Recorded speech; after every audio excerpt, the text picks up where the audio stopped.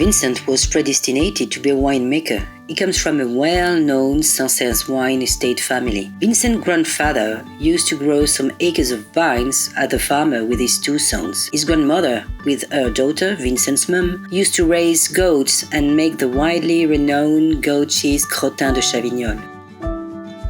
When he was born, Vincent was named in honor of Saint Vincent, the patron saint of French wine growers. During 10 years, Vincent gradually learned the art of wine growing and wine making, working with his uncles. He continued to extend his ability while working with two other domains in Sancerre until 1999. At the same time, Vincent started to build his own vineyard, step by step, planting plots of vines which gradually turned into today's Vincent Grall wine estate. In 2000, the wine estate reached over 3 hectares, 7 acres. Vincent built the winery and decided to fully dedicate to his own production. Since then, we developed selling bottles in France and abroad. We hope our children will continue the adventure and make the family tradition grow for the best. 2 of them work in the vines and wine industry.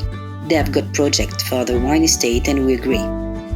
Jean, our son, works actually for a high-level winemaker in the Sancerre vineyard. He got a degree in wine growing and teaches his father to get an organic certification as a first step. His plan is to get biodynamic certificate in the future. Our daughter, Astrid, is graduated in tourism with a minor wine and gastronomy. She plans to be back to Sancerre and develop wine tourism on the family estate with me.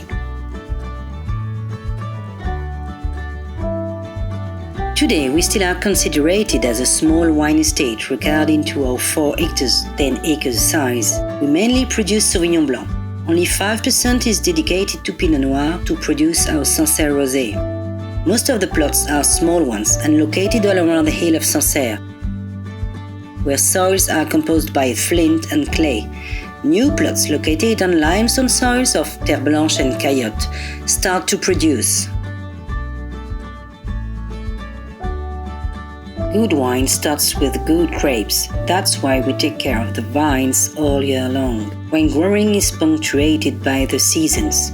During autumn, when harvest is done, and winter, we prune the vines, burn the branches, work the soil, plant new vines, and so on. Spring is intensive and a quite exciting season. Warm temperature are the first sunny days of April make the vines grow fast. We focus on quality rather than quantity. So we control the number of future bunches onto the branches. It is disbudding. A good distribution of bunches along the plant guarantees a good aeration of the grapes and enough space to grow. That time, frost could be fatal. We always add an environmental protection approach. We practice soil tillage instead of using herbicides. Promote organic fertilization and installation of pheromones capsule with disorient insect, preventing their reproduction into the vines as a natural method instead of using insecticide. At summertime, we will tie branches for better aeration of leaves and bunches, but also to use tractor through rows. Mid-June, vines blown. We can see grapes growing and plant the coming harvest. During summertime, we cut the top of the branches to limit its development. We work soils to aerate, we weed mechanically and spray against disease if necessary. Then September arrives, the best season, the culmination of a long process. We harvest the work of the entire year. It's our favorite time. We always harvested by hand, a familial heritage which became a choice for technical and quality reasons. We hire almost 20 pickers and I become picker manager during 10 days. We all work together. It's a physical task. A good picker needs dexterity and the basket carrier needs to be really tough and resistant. Hand picking allows us to select grapes at picking, into basket or on the conveyor belt to the press. Our main goal is to harvest the best beautiful golden and sugared grapes and protect them up until they are put onto the press. That's why we carry grapes with a small 80 liters baskets. Winemaking is an intensive job but so amazing. Did you already experience to taste a grape and then the fruit juice and then baby wine just started to ferment? It's a real emotion to attend to a wine birth. Then, more than a technical stuff, The winemaker instinct will give the identity to the wine. It will express his character by the terroir, soil specificity, or by the fruit, or by his own philosophy.